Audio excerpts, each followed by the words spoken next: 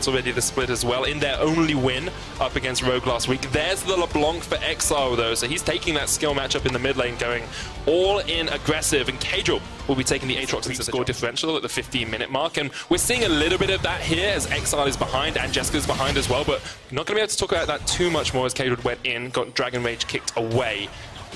And I want to see how XL keep the gold even in this mid game and then make fights happen. Hillsang going in with the invade. Lots of damage going out from Nemesis. That's first blood. Charm lands onto XL as well. He's trying to jump away, uses the flash. Kissing lands a good Winter's Bite from the side, but just a little bit. The big thing is that Syndra's ultimate just came back up. It was on cooldown, it just has now ticked, and now that they have that big power, they're going to go for it. Teleport coming out here from XL. You can't cancel that anymore, and Fnatic can just jump across the wall. Strength that we expect of him is hold on. Speaking of expect. Yeah, Whippo pops the Ghost. Expect looking for the chase potential here. Steals away the ultimate. Exile gets jumped on in the mid lane by Broxah. Great Sonic Wave from him. Lands straight onto Exile. That's an easy enough kill. Good stuff from Fnatic and Whippo. Rotating their numbers advantage back to top side for Herald. Oh, Kadril caught out here by Nemesis. Sonic Wave doesn't quite connect. Kadril pops the World Ender. Exile on the flank. Can they do something about this? Exile decide they don't want to take the fight yet. Expect not there. And this is Fnatic recognizing that they have the numbers advantage since they pulled the trigger early on rotating Whippo. Silas for them to take. There are still towers on the map. There's still free gold standing there for them. Exile jumps in onto Nemesis. Gets a lot of damage down with the Ethereal Chains, but Broxah here on the chase as well as Hillsang comes in from the side. Broxah, flash kick! Exile flashes away, uses the double distortion. Hillsang, of course, doesn't have the ultimate to chase. But they do have the minion wave and now free time with this tower as Urgot's also rotating around behind it, so damage already done. They didn't get the kill, but they got exactly what they came for, which means that if Fnatic do get this Rift Herald, they don't have to waste it. Kadril on his way down. That Rift Herald isn't that low yet, but Kissing and Jessica have to worry about the fact that Nemesis is just going to get knocked up over the wall, and the chase is on.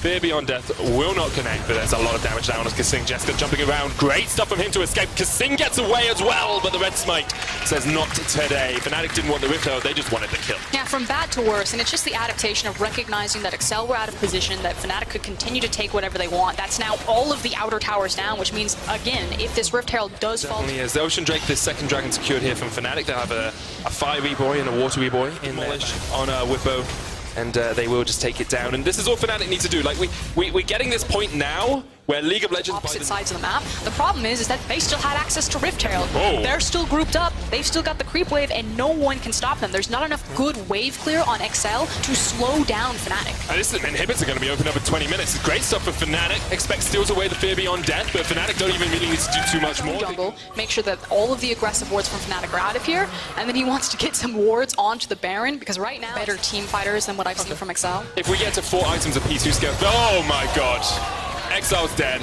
Reckless flashes forward for it. Exile actually almost gets away, but Reckless gets the kill against Misfits. Can you do it again? It's on Expect, hasn't got the answer spell book this time. Kadril can get into the pit, of course, dashing across the wall. 3,000 HP left on the Baron, 2,000 now. Fnatic waiting to secure it. They have the Lee Sin Sonic Wave kick. Yeah, Broxah just needs to go over this wall, kick him away, and then smite. Kadril kicked away, he smites it. That's how you do it. Game from Fnatic. Again, I feel like they fumbled maybe a little bit some of their early game, not being as proactive as I would have liked them to do, but otherwise a much better look from Fnatic this time around. Already opened up that inhibitor tower in the bottom lane. Whippo on the front line. Takes up a little bit of damage, but he's just going to purge and get that shield up. There's the inhibitor down. Exile. Oh, I thought he was going to fall there. Nemesis does have the ultimate, still holding on to it. Expect is stolen away the Dragon's Rage kick as well. Second inhibitor the target for Fnatic, and XL really can't do too much about this. They'll give it up. The ghosts of their base just something about their wave, but it's so hard to clear away when it's Baroned up. And it's just a really high risk, really low reward for XL to take any sort of team fight here. Push forward. I think a really good sign for Fnatic is how patient they were with that play. They had a cannon wave coming in, but they didn't want to go for it. Kadril, though, trying to get onto the backline. World Ender comes out as well.